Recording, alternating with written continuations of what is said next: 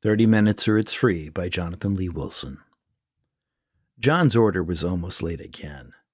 He was starving and a pizza for dinner was just what he needed. He was a big fan of Papa Fratello's, a local restaurant with a 30 minutes or free guarantee. Another 2 minutes and his large pepperoni and mushroom would be on the house. He sat in his easy chair and doom-scrolled while he waited in his dumpy apartment. He loved to watch true crime channels and stumbled upon one hosted by someone in the area. This last reel warned about Wayne Michael Shea, a serial killer loose in the city. 17 people had been flayed, eviscerated, and strung up for the police to find. How anyone could be sick enough to kill people like that was well beyond his comprehension. The doorbell rang and he nearly jumped out of his easy chair. "Pizza delivery," said a voice behind the door. "You're late," said John with as much fake frustration as he could muster. Free pizza was worth the extra 5 minutes. Someone might lose a job, but that wasn't his problem. He swung the door open and got a look at the delivery guy. He wasn't right. His clothes were loose on his body and mismatched. Something was definitely wrong with him. "Sorry I'm late. I had to stop and change," replied the driver, whose face drooped behind his mirrored sunglasses like he recently had a stroke.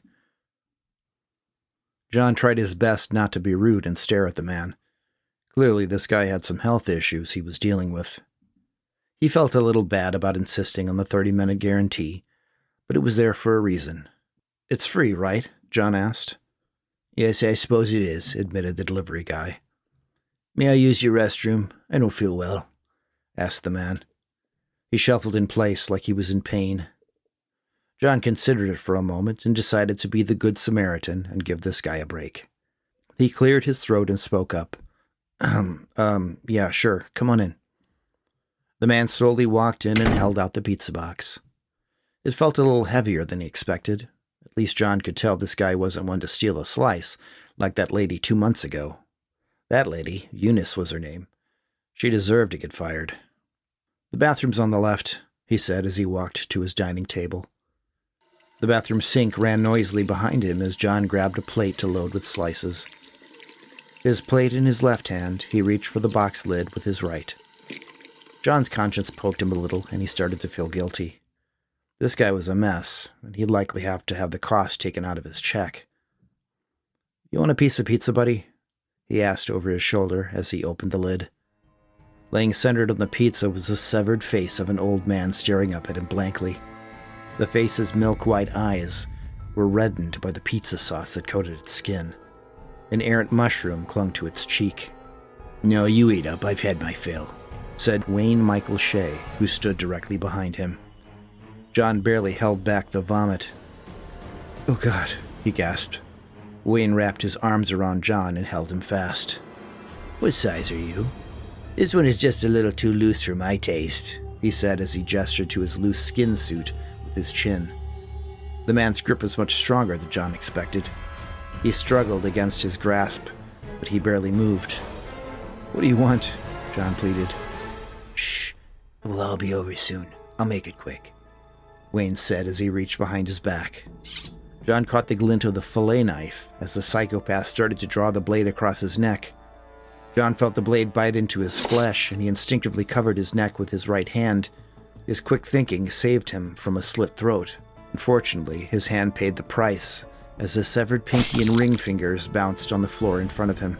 Blood quickly splattered on the faces of both men. John screamed in pain as his assailant smiled gruesomely. His eye momentarily focused on the heavy dinner plate in his left hand. The adrenaline he felt made his heart race. He quickly smashed the plate against Wayne's temple, and the fillet knife clattered to the linoleum. "Oh, that hurt. I was gonna make it quick. I'm gonna have to take my time," Wayne said as he held his lacerated temple. He moved his hand away and a ribbon of loose skin revealed his own burnt flesh below. John sprinted toward his hallway, stumbling over a chair in the process. Bloody handprints decorated the walls where John steadied himself. John burst through his bedroom door and slammed it behind him, locking it. He leaned his weight on the door in hopes of blocking the evil man from entering. John cradled his injured hand and scanned the room for something to defend himself with. A rhythmic pounding resonated through the thin apartment door. "Open up, let's talk," said Wayne. "Just leave, you sick bastard," exclaimed John with tears in his eyes. "You broke my new face. I can't leave now.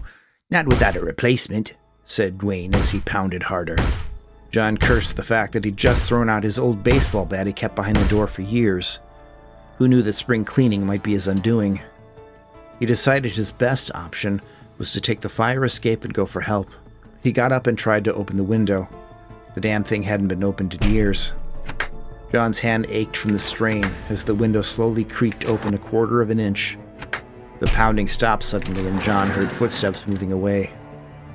Another inch opened up and John yelled, "Come on, come on!" Wayne found what he was looking for.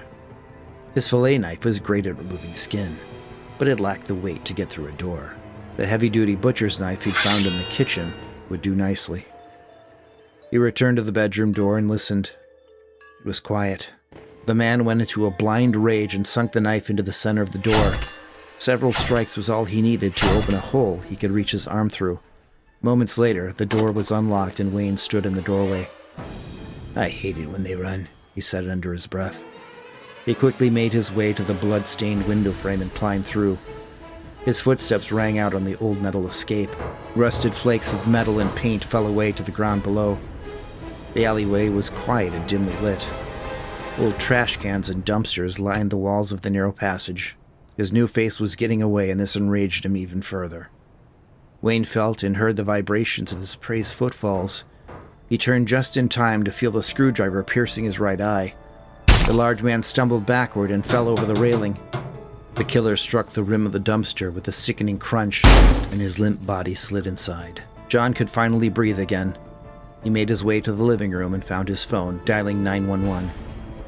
When the police arrived 15 minutes later, the face he had been wearing was dangling from the edge of the dumpster. Wayne Michael Shea's body was nowhere to be found.